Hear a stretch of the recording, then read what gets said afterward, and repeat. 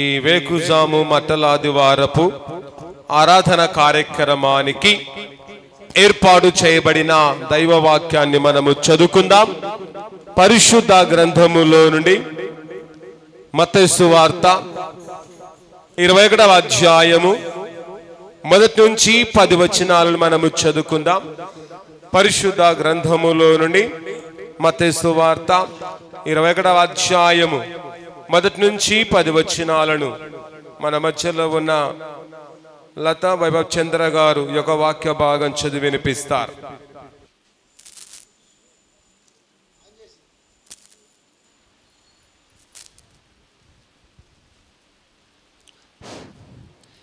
దేవుని పరిశుద్ధ గ్రంథంలో నుండి క్రొత్త నిబంధన మత్తయి సువార్త 21వ అధ్యాయం 1 నుంచి 10 వరకు చదువుకుందాం.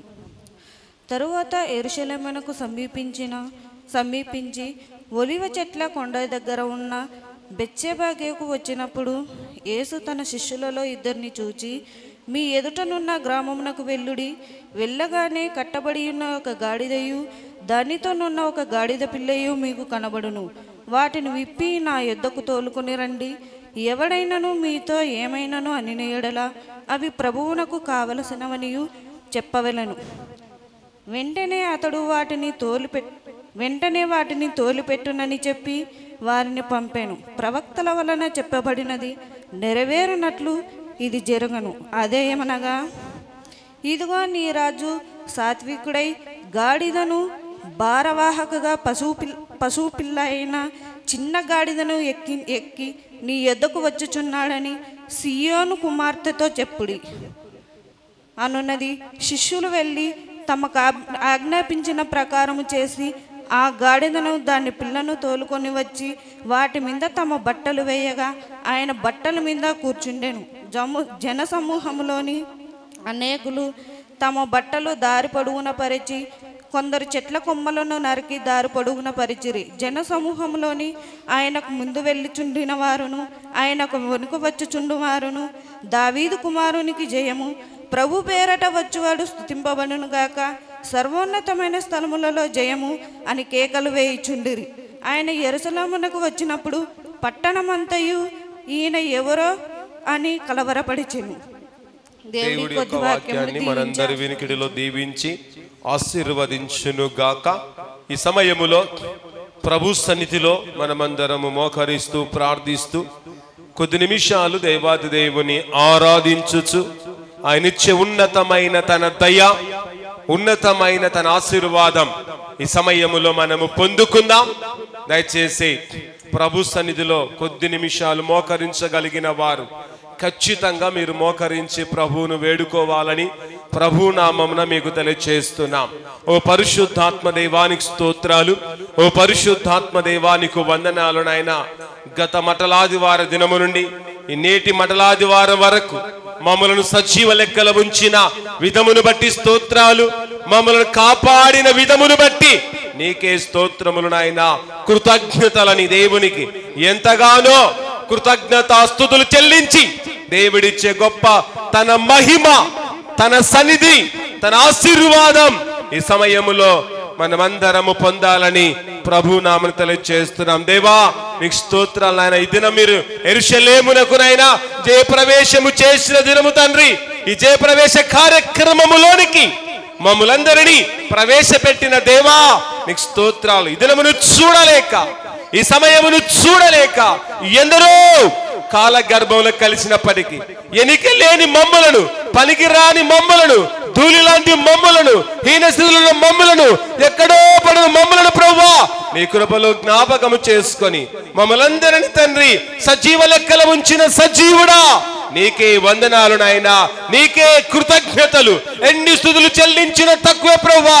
మీరు మమ్మల్ని ఎంతగానో ప్రేమించిన విధమును బట్టి, మాపై చూపుతున్న గొప్ప ప్రేమను బట్టి నీకే వందనాలు నాయనా అని దేవునికి ఎంతగానో కృతజ్ఞతాస్తుతులు వందనాలు చెల్లించుచు విశ్వాసముతో ముందుకు వెళదాం. దేవా నీకు స్తోత్రాలు. ఇంతవరకు స్తుతించాం, వాక్యం వినబోతున్నాం.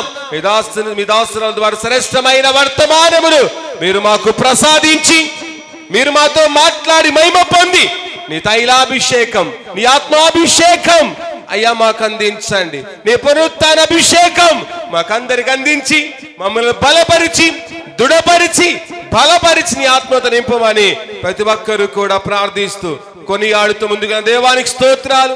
మీరు ఎంతగానో మనం ప్రేమిస్తున్నారు. ఎవరు ప్రేమించలేనంతగా, సిలువ మరణమునందునంతగా మీరు ప్రేమించారు.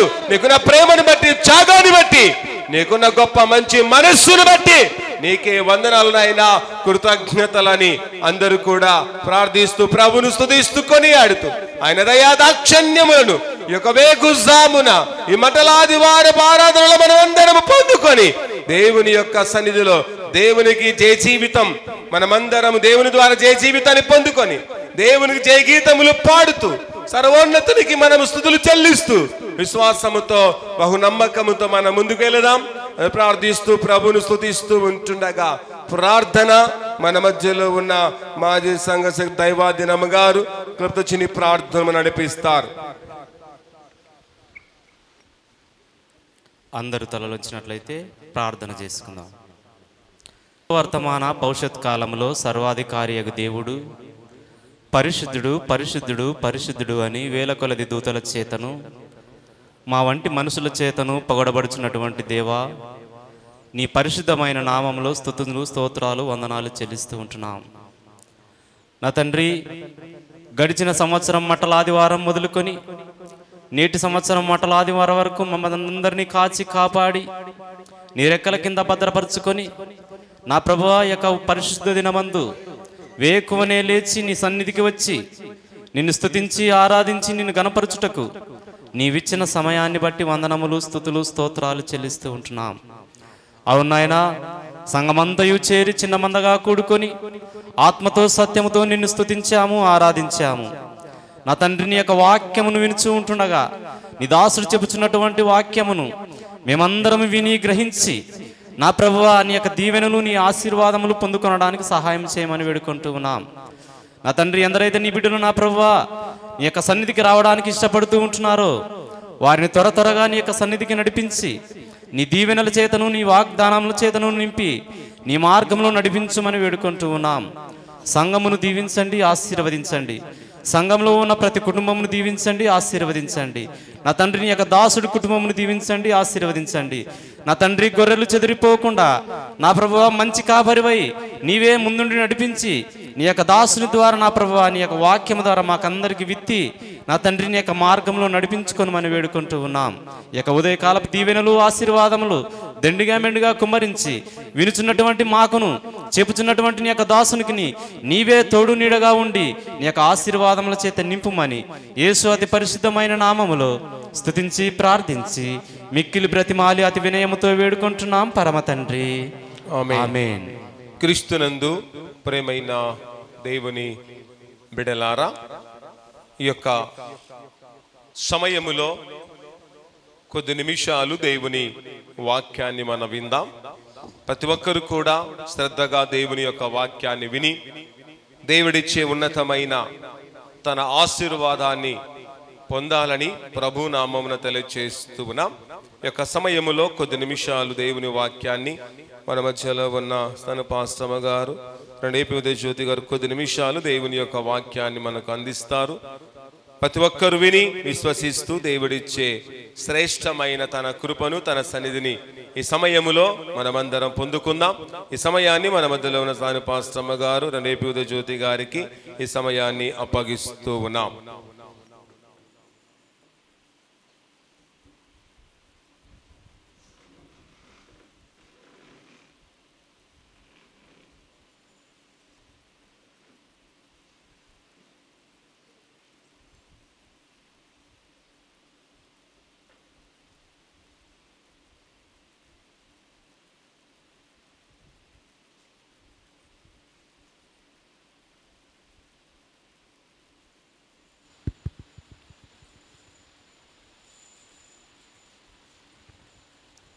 దేవుని పరిశుద్ధ గ్రంథం నుండి క్రొత్త నిబంధన గ్రంథము మత్తయి సువార్త 21వ అధ్యాయము 1 నుంచి 10 వచనాల వరకు మనం చదవగా విన్నాం.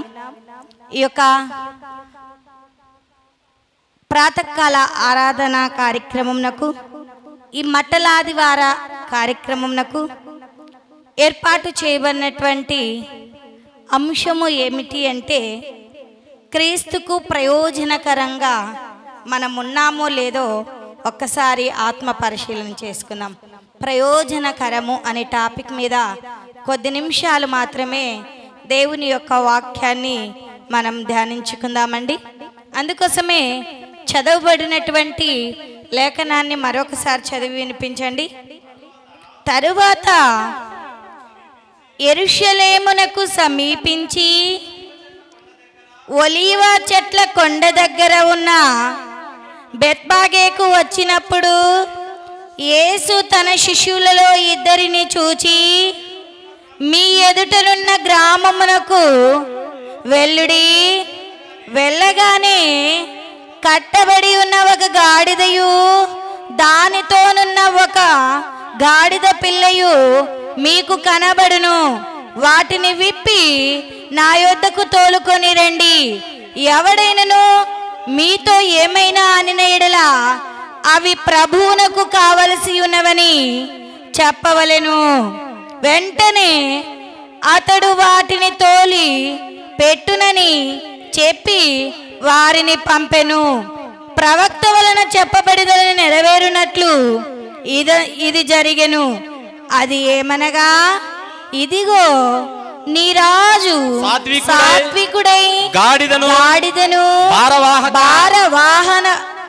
వాహక పశువు పిల్ల అయిన చిన్న గాడిదను ఎక్కి నీ యొద్దకు వచ్చుచున్నాడని సియోను కుమారితో చెప్పుడి అనునది.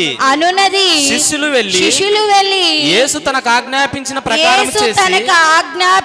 ప్రకారము చేసి ఆ గాడిదను దాని పిల్లను తోలుకొని వచ్చి వాటి మీద తమ బట్టలు వేయగా ఆయన బట్టల మీద కూర్చుండెను. జన సమూహములోను అనేకులు తమ బట్టలు దారి పొడుగున పరిచిరి. కొందరు చెట్ల కొమ్మలు నరికి దారి పొడుగున పరిచిరి. జన సమూహములలో ఆయనకు ముందు వెళ్ళుచుండిన వారును వెనుక వచ్చుచుండిన వారును దావీదు కుమారునికి జయము, ప్రభువు పేరట వచ్చువాడు స్తుతింపబడునుగాక, సర్వోన్నతమైన స్థలములలో జయము అని కేకలు వేయుచుండిరి. ఆయన యెరూషలేములోనికి వచ్చినప్పుడు పట్టణమంతయు ఈయన ఎవరో అని కలవరపడెను. చాలండి అన్న. ఈ చదువుకున్న లేఖనంలో మనము జ్ఞాపకం చేసుకున్నట్లయితే ఇక్కడ మనకి ఏమేమి కనబడుతున్నాయండి?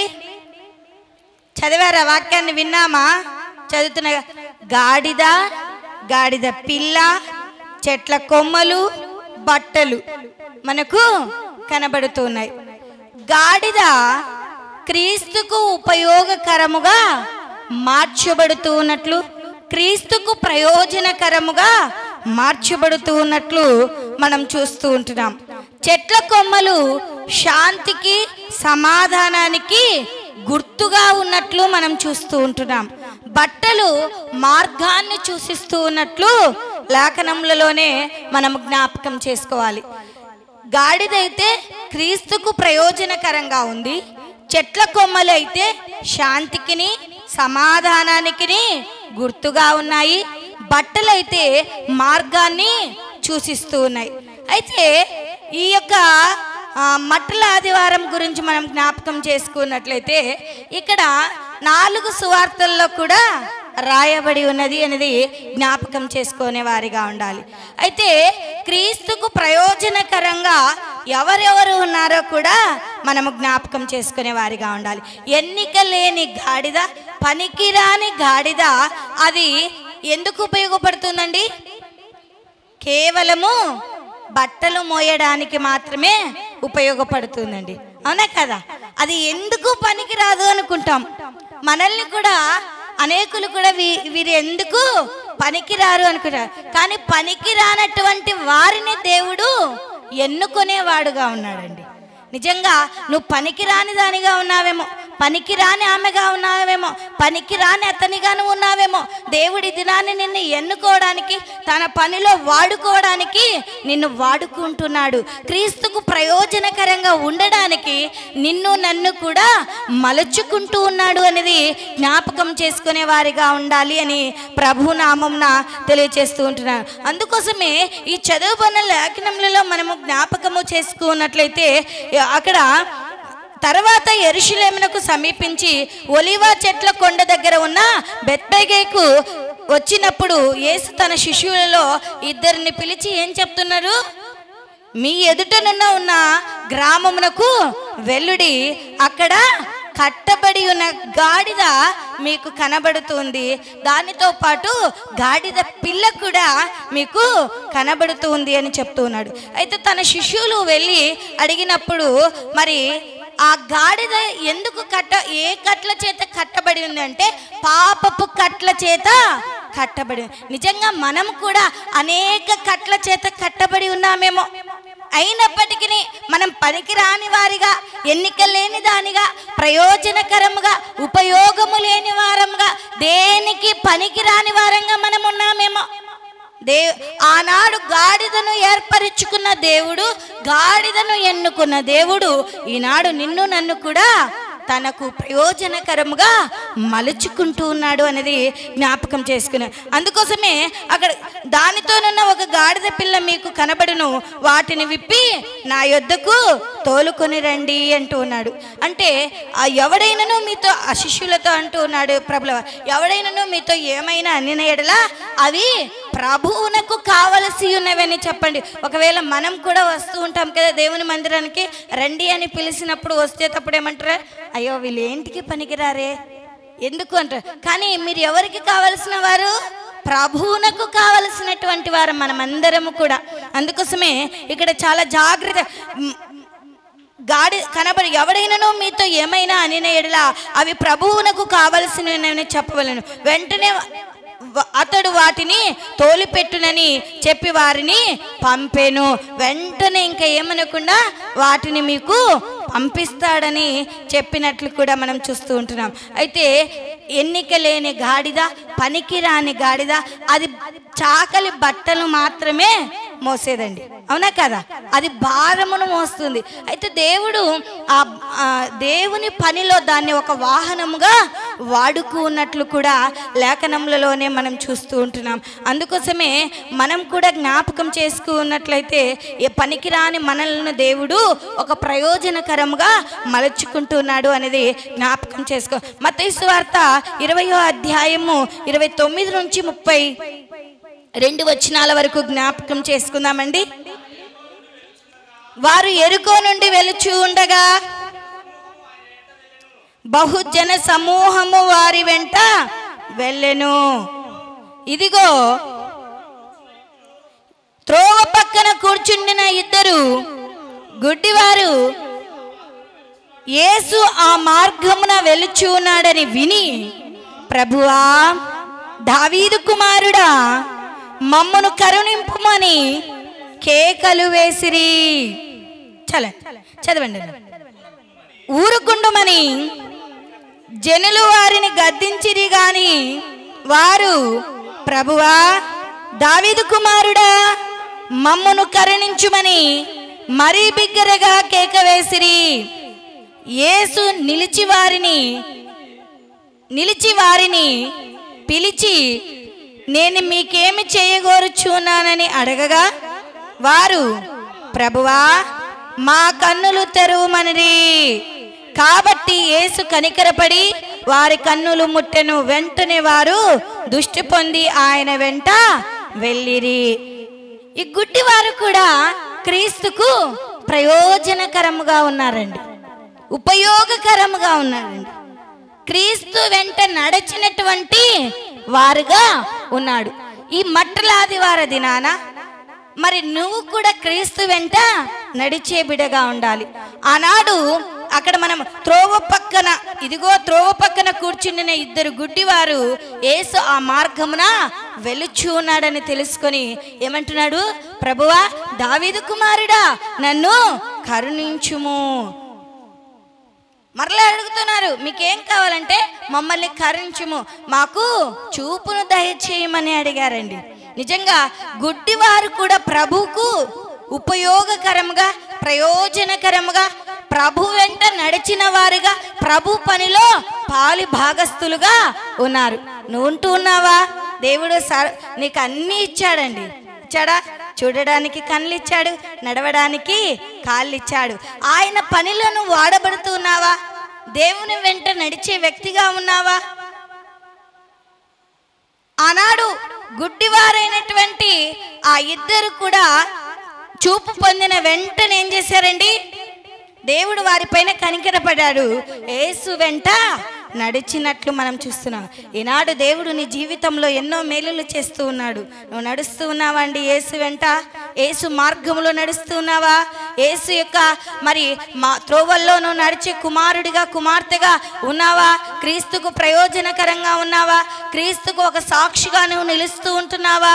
ఒక్కసారి మనలను మనము ఆత్మ పరిశీలన చేసుకునే వారిగా ఉండాలి. అందుకోసమే లేఖనంలో మనం జ్ఞాపకం చేసుకున్నట్లయితే మొదటి రాజుల గ్రంథము 17వ అధ్యాయము 3 నుంచి 7 వచనాల వరకు జ్ఞాపకం చేసుకుందామండి.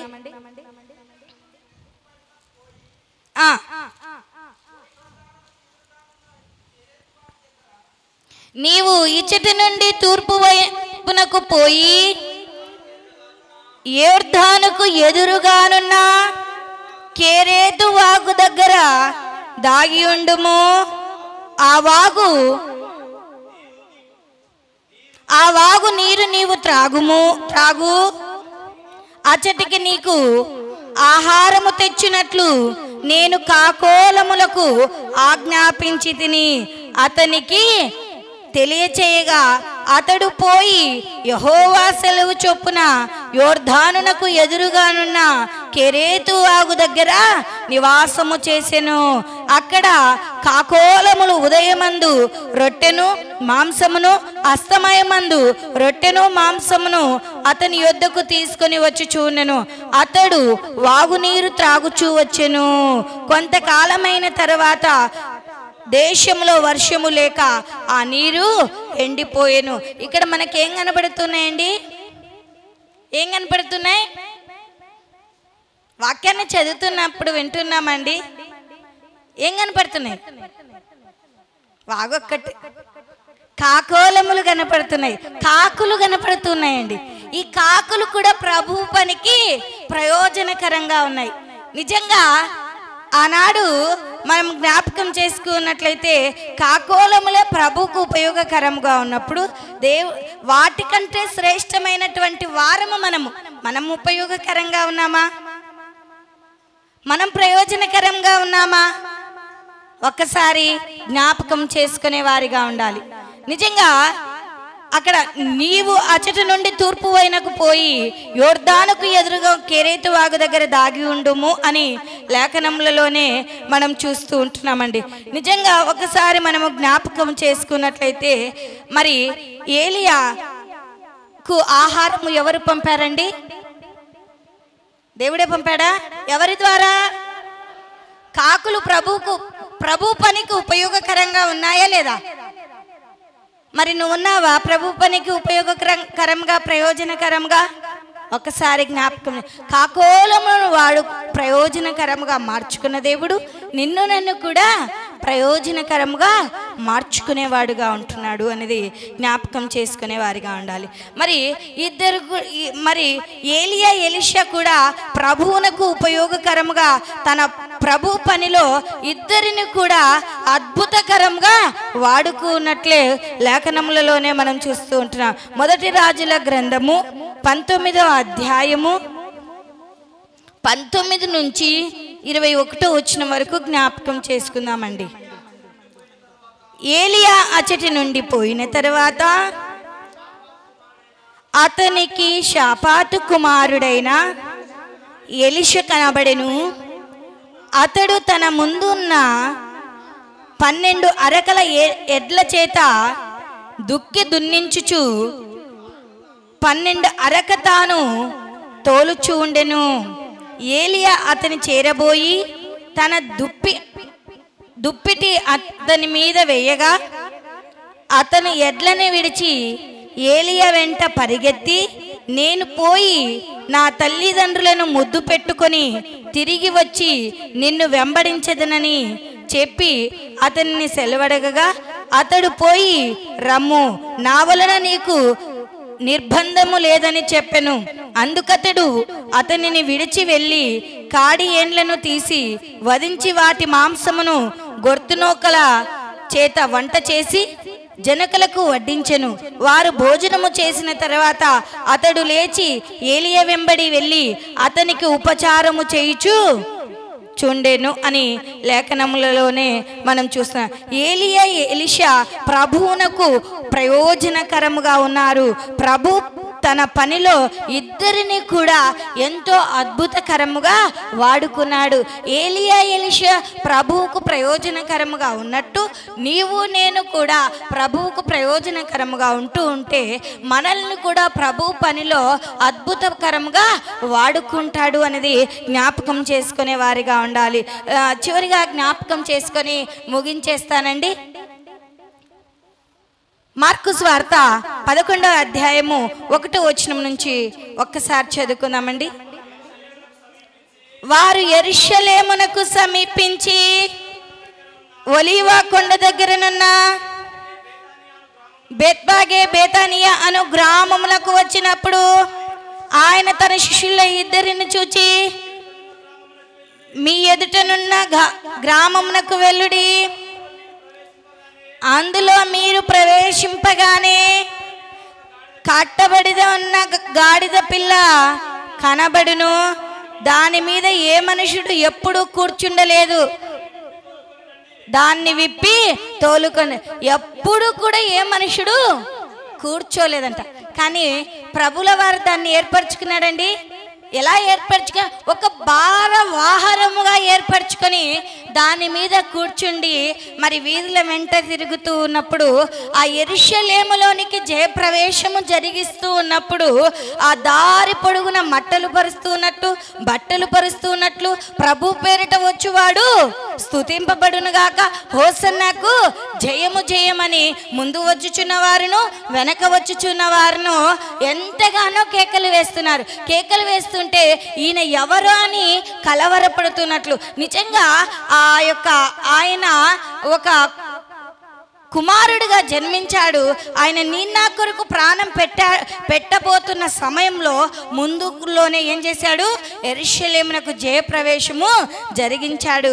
ఎంతగానో మరి ఆ జరిగించిన సమయంలో ఆ ఊరంతా కూడా గ్రామం అంతా కూడా వీరు జయము జయము అని కేకలు వేస్తూ ఉంటే అక్కడ ఉన్న వారందరూ కూడా కలవరపడుతూ ఉన్నట్లు లేఖనములలోనే మనం చూస్తామండి. అయితే మరి ఆ కలవరపడుతూ ఉన్నటువంటి సమయంలో వారు ఎందుకు కలవరపడి ఉంటారు? ఈయన ఎవరు, ఈయన ఎలా ఉంటాడు అని ఆ ఈయనకి ఇంతమంది స్తుతిస్తూ ఉన్నారే, ఈయనని ఇంతమంది వేడుకుంటూ ఉన్నారే అనేది ఎంతగానో మనము జ్ఞాపకం చేసుకోం. ఒక్కసారి చదవండి 4వ వచనం కాడ నుంచి. వారు వెళ్ళగా వీధిలో ఇంటి బయట తలవాకిట కట్టబడి ఉన్న గాడిద పిల్ల ఒకటి వారికి కనబడెను. దాని విప్పుచూ ఉండగా అక్కడ నిలిచిన వారిలో కొందరు, మీరేమి చేయుచున్నారు? దాన్ని విప్పుచూ ఉంటే అక్కడ నిలిచిన వారు అడుగుతున్నారంట, మీరేం చేస్తూ ఉన్నారు? గాడిద పిల్లని ఎందుకు విప్పుచున్నారు అని వారిని అడిగిరి. అందుకు శిష్యులు యేసు ఆజ్ఞాపించినట్లు వారితో చెప్పగా వారు పోనిచ్చిరి. యేసు ఏమి చెప్పారో శిష్యులు వారికి చెప్పగా వారితో పోనిచ్చి ఆ గాడిదను వారితో పోనిచ్చినట్లు కూడా మనం చూస్తున్నాం. వారు ఆ గాడిద పిల్లను యేసునొద్దకు తోలుకొని వచ్చి తమ బట్టలు దానిపైన వేయగా ఆయన దాని మీద కూర్చుండెను అని లేఖనంలో. అయితే యేసు దాని మీద కూర్చున్నప్పుడు దానిలో ఉన్నటువంటి భారం అంతా కూడా తొలగిపోయి ఉంటుందా లేదండి? అది పాప భారమైన కావచ్చు, శాప భారమైన కావచ్చు, అది ఎందుకు పనికిరానిదైనా కావచ్చు. కానీ యేసు ఎప్పుడైతే దాని మీద కూర్చున్నాడో దానిలో ఉన్నటువంటి భారం అంతా కూడా తొలగిపోయింది అనేది జ్ఞాపకం చేసుకునే వారిగా ఉండాలి. యేసు నిన్ను తాకగానే, నిన్ను ముట్టగానే నీలో ఉన్నటువంటి ఆ భారం అంతా కూడా వెడలిపోతూ ఉంది. ఎన్నిక లేని నిన్ను నన్ను కూడా దేవుడు తన పనిలో వాడుకోవడానికి ఇష్టపడుతూ ఉన్నాడు. అయితే నువ్వు ప్రయోజనకరంగా మలచబడాలి అంటే, ప్రభు పనిలో అద్భుతకరంగా వాడబడాలి అంటే మరి ఎంతగానో తగ్గింపు జీవితం ఉండాలండి. నిజంగా గాడిదకు తగ్గింపు జీవితం ఉన్నట్లు కూడా మనము జ్ఞాపకము చేసుకునేవారు. తగ్గింపు జీవితము లేకపోతే ప్రభు పనిలో వాడకూడండి. ప్రయోజనకరముగా మనల్ని మలుచుకోవడం అనేది జ్ఞాపకం చేసుకునే వారిగా ఉండాలి. అందుకోసమే చివరిగా జ్ఞాపకం చేసుకుందామండి. 9వ వచనం నుంచి ఇంకా ముగించేసుకుందాం. మరియు ముందు వెలుచు ఉన్నటువంటి వారును వెనుక వచ్చుచున్నటువంటి వారును జయము ప్రభు పేరిట వచ్చువాడు స్తుతింపబడునుగాక. వచ్చుచు ఉన్న మన తండ్రి అయిన దావీదు రాజ్యము స్తుతింపబడునుగాక. సర్వోన్నతమైన స్థలములలో జయము అని కేకలు వేయుచుండ్రి. ఇది మనం కూడా మన గ్రామం అంతా కూడా కలవరపడేటట్లు జయము జయమని పలుకుతామా లేదా? ప్రభు పేరిట వచ్చేవాడు స్తుతింపబడునుగాక. హోసన్నాకు జయము, దావీదు కుమారునికి జయము జయము అని కేకలు వేస్తుంటే గ్రామం అంతా కూడా కలవరపడాలండి. మరి నీవు ఎలా ప్రభు పనిలో, ప్రభువులో ప్రభు యొక్క త్రోవలో ఆ గుడ్డివారు నడిచినట్లు, ప్రభు వెంట నడిచినట్లు మనం చూస్తున్నాం. ఈనాడు నువ్వు నడుస్తూ ఉన్నావా? నిజంగా ఈ యెరూషలేము జయప్రవేశం అంటే అనేకులు కూడా ఈ దినాన మనం గ్రామం వెంట కూడా తిరిగి ఆయన్ను స్తుతించే వారముగా, ఆయనను ఘనపరిచే వారముగా ఉండాలి అని ప్రభునామంన తెలియచేస్తూ ఉంటున్నాను. ఈ లేఖం మరి ఈ అంశం మనందరి వినికిడిలో దీవించి ఆశీర్వదించునుగాక. ఇచ్చిన సమయాన్ని బట్టి అయ్యగారికి విన్న మీకందరికీ వందనాలు తెలియజేస్తూ ముగించుకుంటున్నాను. క్రీస్తునందు ప్రేమైన దేవుని బిడలారా, ఇంతవరకు శ్రేష్టమైన వర్తమానం అందించిన స్థానిక పాస్టమ్మ గారు, రెండేపి ఉదయజ్యోతి గారికి సంఘం తరపున ప్రత్యేకమైన వందనాలు తెలియజేస్తూ ఉన్నాం. విన్న వాక్యాన్ని విని విడిచిపెట్టక దేవుని యొక్క వాక్యానుసారముగా, దేవుని యొక్క చిత్తానుసారముగా మనమందరము జీవించినట్లుగా, బ్రతుకున్నట్లుగా ప్రార్థన చేసుకుందాం. మన మధ్యలో ఉన్న దేవనగర్ సంకాపరి ఆనంద్ క్రిస్టియన్ గారు క్లుప్త ప్రార్థన, చిన్ని ప్రార్థనలో నడిపించాలని ప్రభు నామను తెలియజేస్తూ ఉన్నాం. ప్రార్థన చేసుకుందామండి. మమ్మల్ని మిక్కిలిగా ప్రేమిస్తున్న మా ప్రియ పరలోకపు తండ్రి, నీ ఘనమైన పాదములకు, ఉన్నతమైన పాదములకు స్తోత్రములు తండ్రి. నీ దాసురాలు దారుణ తండ్రి ప్రభువా, యెరూషలేము జయప్రవేశం గురించి నైనా మరి చక్కగా నా తండ్రి, బాహటంగా నా తండ్రి, మా హృదయాలకు నా తండ్రి మరి నీరు కట్టి ఫలించులాగున్న వాక్యం వినిపించినందుకు, ఆమెకు పరిచర్యను బట్టి నా తండ్రి, కుటుంబాన్ని బట్టి మరి నేను కుటుంబంలో ఉన్నటువంటి పాస్టర్ని బట్టి, నన్ను బిడ్డలను బట్టి, కుమారుని బట్టి కూడా ప్రార్థన చేస్తున్నాం. దేవానికి స్తోత్రం. అవునైనా ప్రభు, మేము నైనా గాడిదల వల్ల, నైనా గాడిద పిల్లల వల్ల తొలగిపోతున్నామేమో తండ్రి, దయతములను క్షమించండి ప్రభా. మా సంఘాన్ని కాపాడి దీవించండి ప్రభా. మా సంఘంలో ఉన్నటువంటి బిడ్డలను ఆశీర్వదించండి ప్రభా. నైనా ఎందరైతే రక్షణ మారు మనసు లేదో ఆ బిడ్డలైనా మరి నీ యొక్క మరి మట్టలాదివారం రోజున తండ్రి మరి జయప్రవేశానికి వెళుచుండగా మీరే ప్రారంభం నుండి ఎండుంగు వరకు మీరే ముందుండి కార్యక్రమాన్ని ఘనముగా మెండుగా తండ్రిగా దయచేస్తారని ఈ చిన్ని ప్రార్థన చేస్తాయని మనం ప్రార్థించి వేడుకుంటున్నాం తండ్రి. ఆమేన్. క్రీస్తునందు ప్రేమైన దేవుని బిడలారా, ఈ సమయములో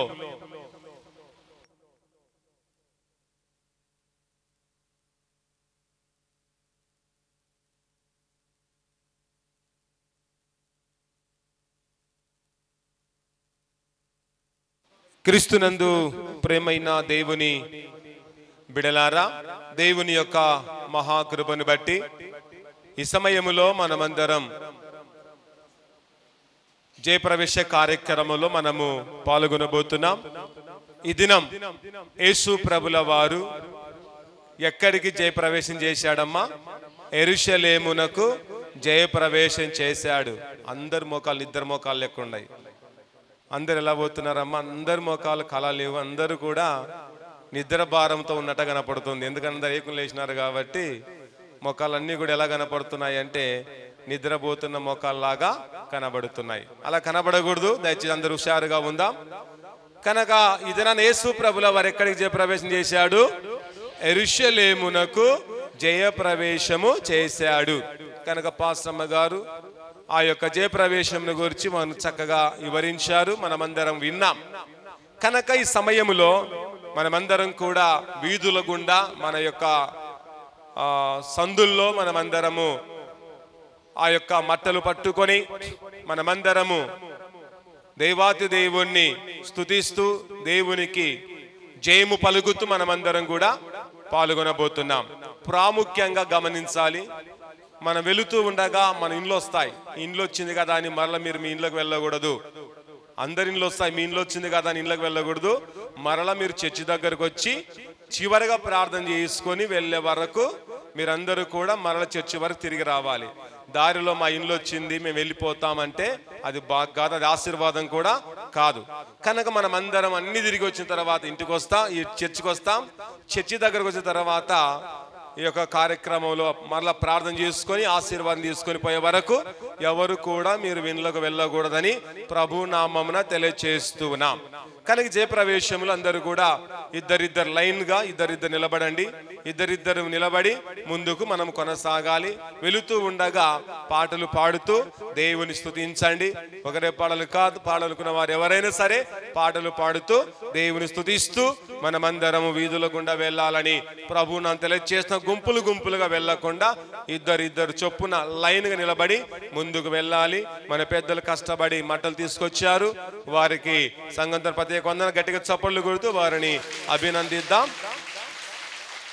వారు ఎంతగానో ఎండకు వెళ్ళి మట్టలు తీసుకొచ్చారు గనక సంఘ పెద్దలు దేవుడు బహుగా దీవించి ఆశీర్వదించును గాక. పెద్దలు మీకు మట్టలు ఇస్తారు, మీరే తీసుకుంటే అవి కుచ్చుకోవడం జరుగుతుంది.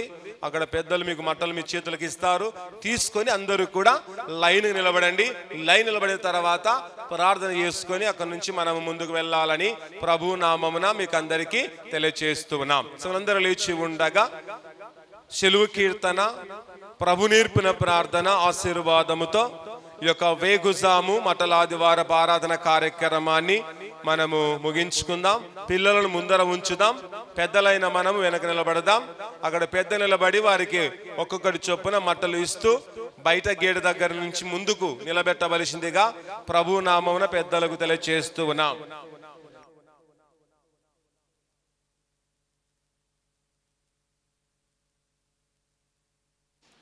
కర్తమమును దీవించి క్షేమమిచ్చి పంపుము, జీవాహార వార్తనిచ్చి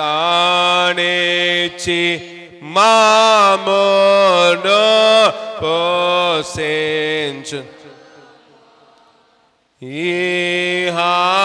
నేను వేడుకొని బాగుగా స్తోత్రించుము.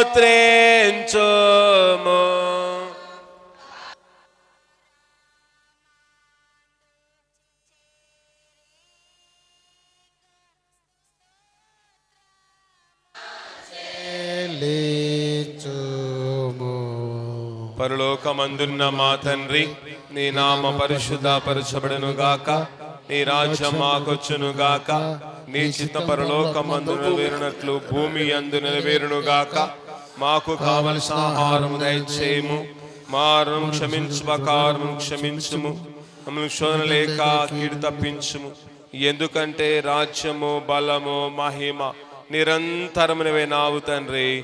ఆమేన్. తన యొక్క ప్రేమ, కుమారుని యొక్క కృప, పరిశుద్ధాత్మని సహవాసం చిరవారి సంగమనకు పెద్దలకు వారికి తల వంచి ప్రార్థిస్తున్న ప్రతి బిడ్డకును, ఈ జయప్రవేశ కార్యక్రమంలో పాల్గొనబోతున్న ప్రతి బిడ్డకును వారందరికీ ఇప్పుడు ఎల్లప్పుడు సదాకాలం గాక.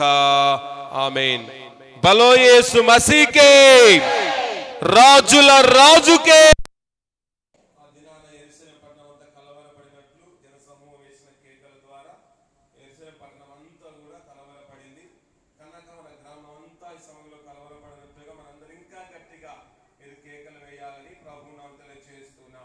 బలోయ